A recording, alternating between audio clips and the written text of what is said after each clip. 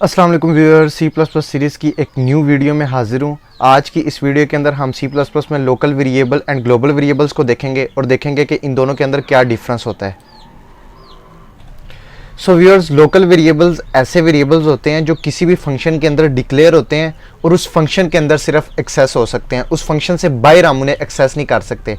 और global variables वो variables होते हैं जो फंक्शन से बाहर डिक्लेयर होते हैं, ठीक है, या इनिशियलाइज किए जाते हैं और उन्हें हम किसी भी फंक्शन के अंदर एक्सेस कर सकते हैं। यहाँ पे हम इन्हें प्रैक्टिकली देख लेते हैं तो आपको ये बेहतर तरीके से समझ आ जाएगा।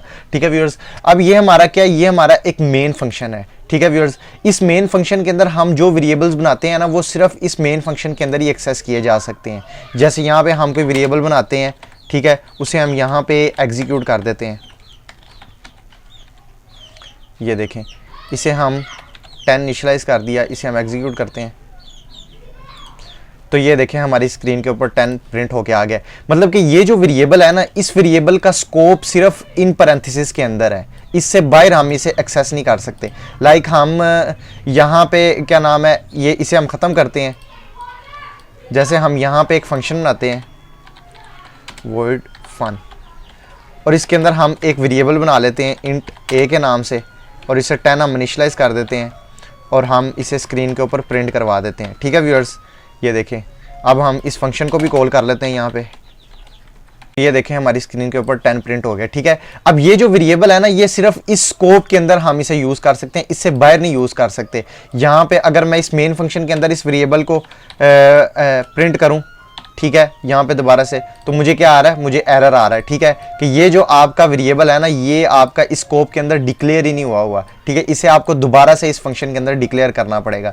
इस वेरिएबल को हम कहते हैं लोकल वेरिएबल, जो एक सिर्फ फंक्शन के अंदर एक्सेस हो सकते हैं, फंक्शन से बाहर हम उन्हें एक्सेस नहीं कर सकते। ठीक है, अब अगर इसी वेरिएबल को मैं यहाँ से उठा के यहाँ पे फंक्शन से बाहर इनिशियलाइज कर दूँ, अब मैं इसे एग्जीक्यूट करूँ तो अब मुझे एरर नहीं आ रहा। ठीक है व्यूअर्स, अब ये जो है ना, ये 2 बारी 10 प्रिंट हो गया हमारी स्क्रीन के ऊपर। अब हम उसे इस फंक्शन के अंदर भी एक्सेस कर रहे हैं और इस फंक्शन के अंदर भी एक्सेस कर रहे हैं।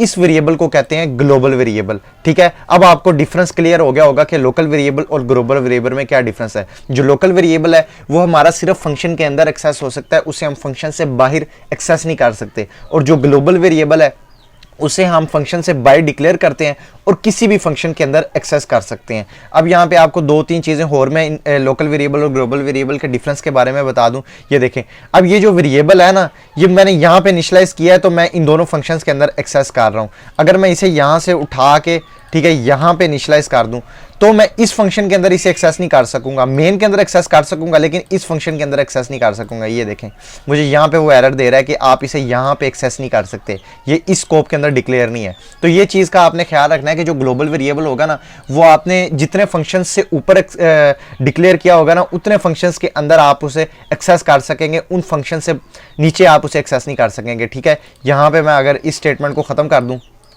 ठीक है, तो ये देखें अब मुझे कोई एरर भी नहीं आ रहा। ठीक है ना, अब ये मेन के अंदर एक्सेस हो रहा है लेकिन ऊपर इससे एक्सेस नहीं हो रहा। ठीक है, इस चीज़ का आपने ध्यान रखना है कि आपने ग्लोबल वेरिएबल को जितने फंक्शन से ऊपर डिक्लेयर या इनिशियलाइज किया है उतने फंक्शंस के अंदर वो एक्सेस होगा, उसके अलावा वो एक्सेस नहीं हो सकेगा। ठीक है, अब यहाँ पे मैं आपको एक और चीज़ बता दूँ। ये देखें, यहाँ पर मैं एक स्टेटमेंट बना लेता हूँ। यहाँ पर हम एक स्टेटमेंट लिख देते हैं, इफ़ a = 10 हो, ठीक है, कंडीशन अगर ट्रू हो तो यहाँ पर एक और वेरिएबल डिक्लेयर हो। ठीक है, और उसको हम वैल्यू इनिशियलाइज कर देते हैं 20।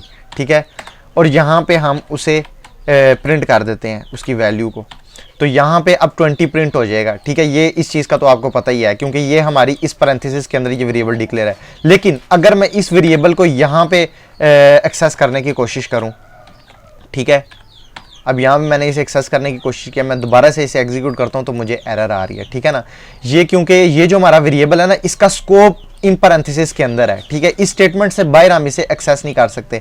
अगर तो हमने इस स्टेटमेंट से बाहर इसे एक्सेस करना है तो इस स्टेटमेंट से ऊपर हमें इसे इनिशियलाइज करना पड़ेगा या डिक्लेयर करना पड़ेगा। ठीक है व्यूअर्स, तो अगर हम इसे ग्लोबल वेरिएबल बना लेते हैं, कोई ग्लोबल वेरिएबल होता है यहाँ पे, लाइक ये a है, ठीक है, ये हमारा ग्लोबल वेरिएबल है, तो हम इसे अपने फंक्शन के अंदर कहीं पर भी एक्सेस कर सकते हैं। ठीक है, यहाँ पे लाइक मैं इसे एग्जीक्यूट करता हूँ, cout a, ठीक है, यहाँ पर भी इसे एक्सेस करता हूँ, तो ये देखें मुझे कोई एरर नहीं आ रही अपने प्रोग्राम के अंदर, मैं दोनों जगह पे उसे एक्सेस कर पा रहा हूँ। मैंने इसे एग्जीक्यूट किया अभी और कोई एरर मुझे शो नहीं हुआ, ठीक है, क्योंकि ये हमारा ग्लोबल वेरिएबल है। हम इसे आउटसाइड द फंक्शन डिक्लेयर या इनिशियलाइज करते हैं और अपने फंक्शन के अंदर कहीं पर भी उसे एक्सेस कर सकते हैं। ये था local variable and global variable के अंदर डिफरेंस। होप सो आपको इस ट्यूटोरियल की समझ आ गई होगी। अगर आपका कोई क्वेश्चन हो, कोई चीज़ आपको कंफ्यूजिंग लगी हो, ना समझ आई हो, तो आप मुझे कमेंट में पूछ सकते हैं, मैं आपको रिप्लाई कर दूंगा। और अगर आपको वीडियो पसंद आई तो काइंडली चैनल को सब्सक्राइब कर दें और साथ में बेल आइकन भी दबा दें ताकि आने वाली तमाम वीडियोज़ आपको मिलती रहें। तो मिलते हैं फिर नेक्स्ट वीडियो में। अल्लाह हाफिज़।